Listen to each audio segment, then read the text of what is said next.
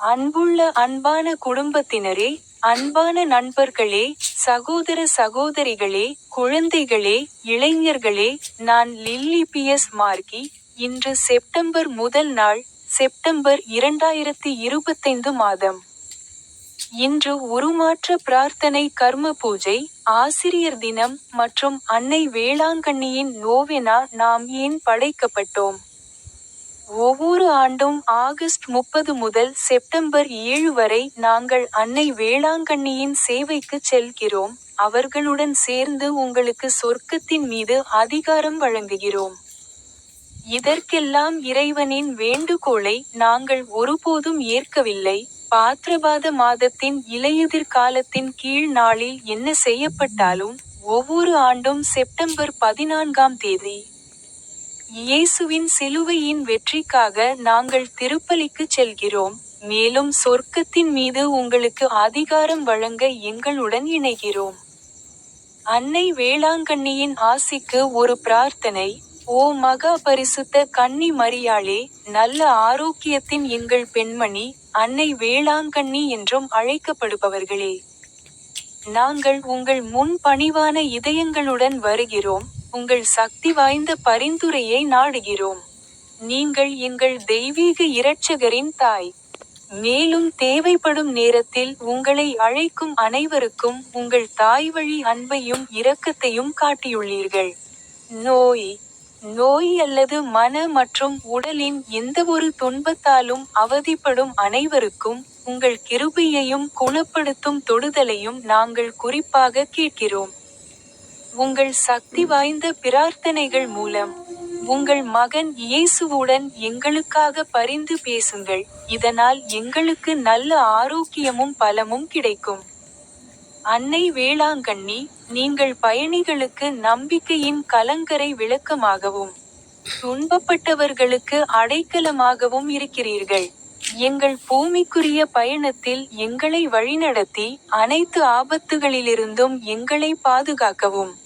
உங்கள் மகன் இயேசு கிறிஸ்துவின் பாதையில் நாங்கள் எப்போதும் நடக்க, நம்பிக்கை மற்றும் அன்பில் வளர எங்களுக்கு உதவுங்கள்.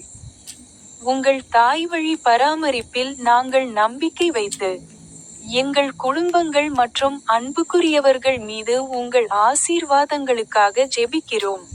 ஆமென். முதல் பைபிள் வசனம், சங்கீதம் அதிகாரம் 119 வசனம் 2. அவருடைய சாட்சிகளை கைக்கொள்பவர்கள் பாக்கியவான்கள், அவரை முழு இருதயத்தோடும் தேடுபவர்கள். குறுகிய ஜெபம். ஆண்டவரே, என் வாழ்க்கையில் உண்மையான ஆசீர்வாதத்தையும் மகிழ்ச்சியையும் காணும்படி நான் குற்றமற்றவனாக நடந்து, என் முழு இருதயத்தோடும் உம்மை தேட எனக்கு உதவி செய்யும். ஆமென். குறுகிய செய்தி. கடவுளின் வழிகளில் நடக்க உறுதியளிப்பதன் மூலம் இந்த மாதத்தை தொடங்குங்கள். அவருக்கு அர்ப்பணிக்கப்பட்ட வாழ்க்கை ஒரு ஆசீர்வதிக்கப்பட்ட வாழ்க்கை.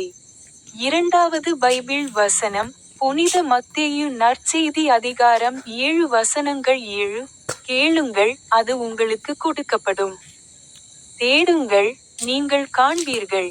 தட்டுங்கள், அது உங்களுக்கு திறக்கப்படும். குறுகிய ஜெபம்.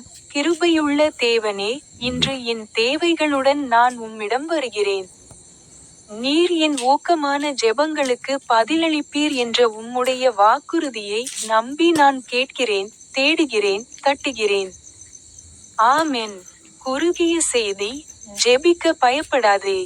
கடவுள் கேட்கிறார், பதிலளிக்க தயாராக இருக்கிறார். மூன்றாம் பைபிள் வசனம், இரண்டாவது நாளாகமம் அத்தியாயம் 7 வசனம் 14.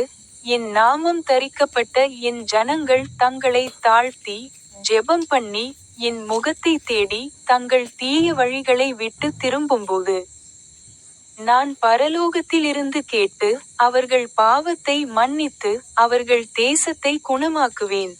குறுகிய ஜெபம்.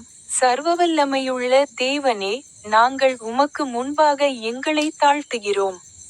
எங்கள் பாவங்களை மன்னித்து, எங்கள் தேசத்தை குணமாக்கும். நாங்கள் எங்கள் வழிகளை விட்டு திரும்பி, இன்று உம்முடைய முகத்தை தேடுகிறோம். ஆமென். குறுகிய செய்தி. மன்னிப்பும் சுகமும் மனந்திரும்புதலிலும் கடவுளை தேடுவதிலும் தொடங்குகிறது. 4வது பைபிள் வசனம், எஸ்றா அத்தியாயம் 9 ஆனால் இப்போது ஒரு சிறிய கணத்தில் எங்கள் தேவனாகிய கர்த்தரிடமிருந்து எங்களுக்கு கிருபை வந்துவிட்டது. எங்கள் தேவன் எங்கள் கண்களை பிரகாசிக்கச் செய்து, எங்கள் அடிமைத்தனத்தில் எங்களுக்கு சிறிது புத்துயிரளிக்கும்படி எங்களுக்கு ஒரு ஆணியை தந்தருளினார். சுருக்கமான ஜெபம். ஆண்டவரே, என் கடினமான தருணங்களிலும் என்னை தாங்கும் உமது கிருபைக்கு நன்றி. நீர் வழங்கும் பாதுகாப்பான இடத்திற்கும் நீர் எனக்கு அளிக்கும் சிறிய மறுமலர்ச்சி தருணங்களுக்கும் நான் நன்றியுள்ளவனாக இருக்கிறேன். ஆமென். சுருக்கமான செய்தி. எவ்வளவு கடினமான விஷயங்கள் இருந்தாலும் கடவுளின் கிருபை இருக்கிறது. பாதுகாப்புக்கான இடத்தையும் சிறிது புத்துணர்ச்சியூட்டும் நம்பிக்கையையும் வழங்குகிறது. கடைசி பைபிள் வசனம், பிலிப்பைன்சின் பெயர் அத்தியாயம் 4:13 கூறப்பட்டுள்ளது. நாம் அனைவரும் விசுவாசத்தின் ஒற்றுமையையும் தேவனுடைய குமாரனை பற்றிய அறிவையும் ஒரு முதிர்ச்சியடைந்த மனிதனையும் கிறிஸ்துவின் நிறைவின் அளவையும் அடையும் வரை. குறுகிய ஜெபம். ஆண்டவரே, இன்று நான் பல காரியங்களைச் சந்திக்கிறேன். உம்மால் எல்லாவற்றையும் செய்ய முடியும் என்று நம்பி அவற்றை கடந்து செல்ல உம்முடைய பலத்தை நான் கேட்கிறேன். ஆமென். சுருக்கமான செய்தி. கிறிஸ்துவின் பலத்தை நம்பியிருப்பதால் நீங்கள் நினைப்பதை விட வலிமையானவர். ஜெபிப்போம். ஓ அன்னை மரியாளே, ஓ இயேசு கிறிஸ்துவின் வெற்றிச் சிலுவையே, ஓ போப் லியோ 14, ஓ பேராயர் வின்சென்ட் ஐண்ட், இன்று செப்டம்பர், இது 2025 ஆண்டின் அரை ஆண்டின் 9வது மாதம். இறுதி வெற்றிக்காக அன்னை மரியாளுக்கு ஒரு பிரார்த்தனை. கடவுளின் ராஜ்யத்தின் இறுதி வெற்றிக்காக, உலகில் உள்ள இருள் மற்றும் தீமையின் அனைத்து சக்திகளின் மீதும், உண்மை, நீதி மற்றும் அமைதியின் வெற்றிக்காக, இதயங்களின் மனமாற்றம் மற்றும் ஆன்மாக்களின் இரட்சிப்புக்காக, கிறிஸ்துவின் ஆட்சி பூமியின் ஒவ்வொரு மூலையிலும் பரவட்டும். அன்பான தாயே, உமது தூய்மையால் எங்களை உடுத்துவீராக. உமது பாதுகாப்பால் எங்களை காப்பாற்றுவீராக. உமது அசைக்க முடியாத அன்பால் எங்களுடன் துணை நிற்பீராக.